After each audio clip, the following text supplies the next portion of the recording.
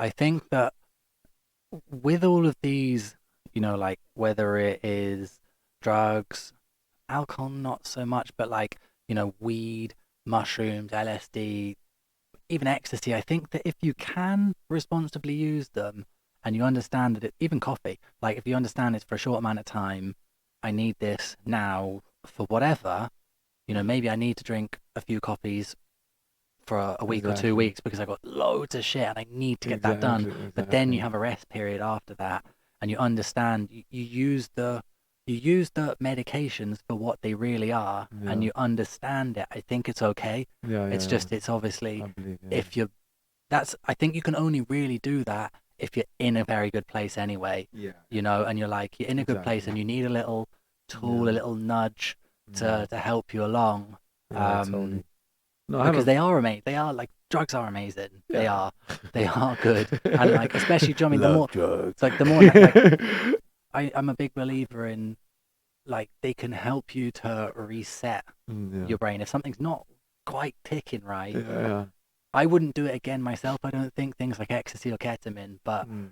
they can have Mm-hmm. long-lasting positive effects Yeah, for certain especially like people. psychedelic effects, like Psychedelic like effects, what's it called, ayahuasca and all ayahuasca. these kind of things. Like my friends, um, well, I have one friend, he's a Hare Krishna, but he's also like a big propagator of like psychedelics. So he's a Hare Krishna 100%.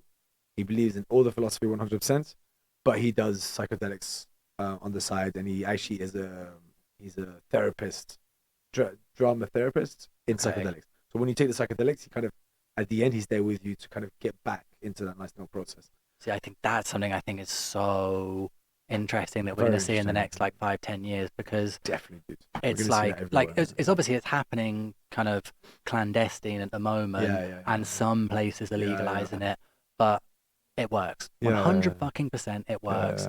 yeah, If you give a traumatized person ecstasy, yeah, mushrooms, yeah, LSD, ketamine in yeah, a controlled environment, yeah, and they are it will make them able to see their traumatic experiences from an outsider's perspective, yeah. and detach the Mm, feelings, or even if they're trapped feelings they don't understand, or yeah, trapped experience they don't understand, you can see that from an outsider point of view. And if you have a trained person that can guide you through that yeah, and allow you to kind of tap into what that is and tap out, and it's all a mm, controlled thing, I just think it will allow people to move forward so much quicker and effect and yeah, yeah, ultimately as well cheaper, yeah, yeah, because going through big long like therapy sessions yeah, for yeah, years and yeah. years It's true. expensive It's true. expensive you can go to these type of places. I mean, Yeah, not everyone can like fly to the Amazon and do yeah, ayahuasca, but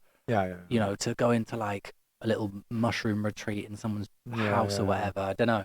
I'm obviously not recommending anything for anyone, but it's just these things exist, yeah, yeah. and for certain people, Exactly. they Yeah, certainly work. yeah. Yeah, I And believe so. in my experience, the people I know that have used psychedelics in the past or occasionally use them now, again, are some of the best people I know, Yeah, yeah, yeah. because Yeah, me like too. it really does. Like, Yeah, there's certain drugs, if you use them too much, will make you not yeah, a nice person, yeah, but psychedelics, I've not had that experience with yeah. anyone, Exactly. Yeah, me and it too. doesn't. It seems to be, unless people go way too hard on it. But I don't even really know anyone that's done that because you Yeah, can't. yeah, And yeah. Probably not. Yeah, and actually, the funny thing is that the Hare Krishna movement was actually, um, it was actually built on LSD takers. mm, So it was the LSD takers in the 70s that were taking huge amounts of LSD. The hippies were just trying to find a different way of life. And then Srila Prabhupada, which is like the founder guru, who came to the West, and the hippies just got super attracted to him. They loved him, and they just like all became Hare Krishna with him, and that's how the movement exploded since the 70s, yeah, and it's been growing throughout the world since that moment, yeah, and it's technically based on psychedelics. oh, so it stemmed from Step from the stemmed from the psychedelics. summer of love. Yeah, yeah, exactly. Yeah, yeah, yeah. But we don't like preach drug taking at all. Like, but I was thinking about writing a book myself, which should be how to preach and take drugs at the same time. It'll be Florian's Bhagavad right. Gita. It'll be a controversial book, like, but whatever. Like,